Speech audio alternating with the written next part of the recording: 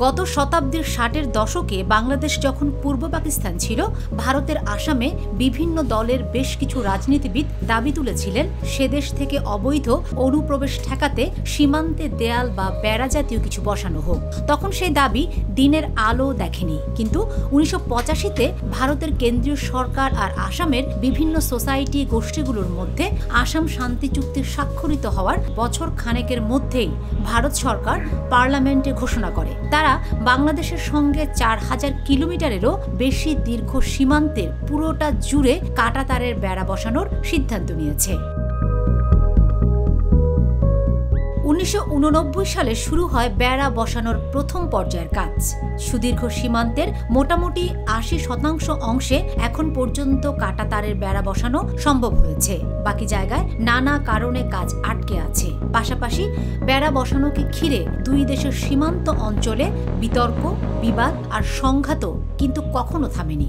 ২০১১ সালের জানুয়ারিতে সীমান্ত পেরুতে গিয়ে বিএসএফ এর গুলিতে নিহত হয়েছিল বাংলাদেশি কিশোরী ফেলানী খাতুন। কাঁটাতারের বেড়ায় ফেলানীর সেই ঝুলন্ত লাশের ছবি ভারতের বিরুদ্ধে সমগ্র বাংলাদেশের শোক, ক্ষোভ আর প্রতিবাদের প্রতীকেও পরিণত হয়েছিল।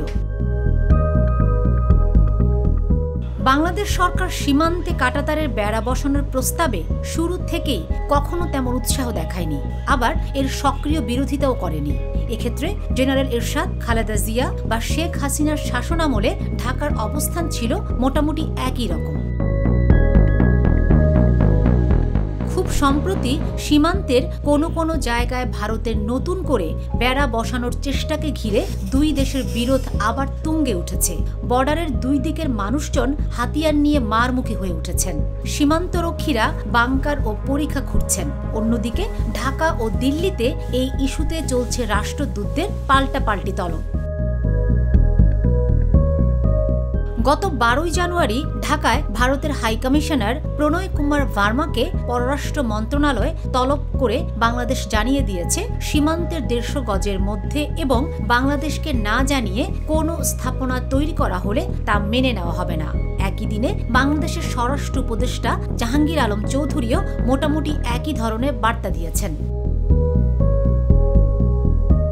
ইতিমধ্যে কাঁটাতারের বেড়া বসানো ও সীমান্ত হত্যাকাণ্ডের বিরুদ্ধে বাংলাদেশেও জনমত আরও জোরালো হচ্ছে। তবে আগামী দিনে তা যে আরও কঠিন হয়ে উঠতে চলেছে এই ইঙ্গিত স্পষ্ট, কারণ এরই মধ্যে বাংলাদেশের বিভিন্ন সীমান্ত এলাকায় কাঁটাতারের বেড়া দিতে গিয়ে দুই দেশের নাগরিক ও সীমান্তরক্ষী বাহিনীর মধ্যে উত্তেজনা সৃষ্টি হয়। এসব ঘটনার জেরে ভারতীয় সীমান্তরক্ষী বাহিনী বিজিবির কাছে ক্ষমাও চায়। নিশ্চয়তা করতে চাই বাংলাদেশের জনগণ এবং বিজিবি, আমরা প্রস্তুত আছি সীমান্তে আমাদের বাংলাদেশে ১ ইঞ্চি আমরা ছাড় দিব না এবং ওই এলাকার সীমান্তের নিরাপত্তা আমরা বজায় রাখব। Fatema Shilu, GTV news.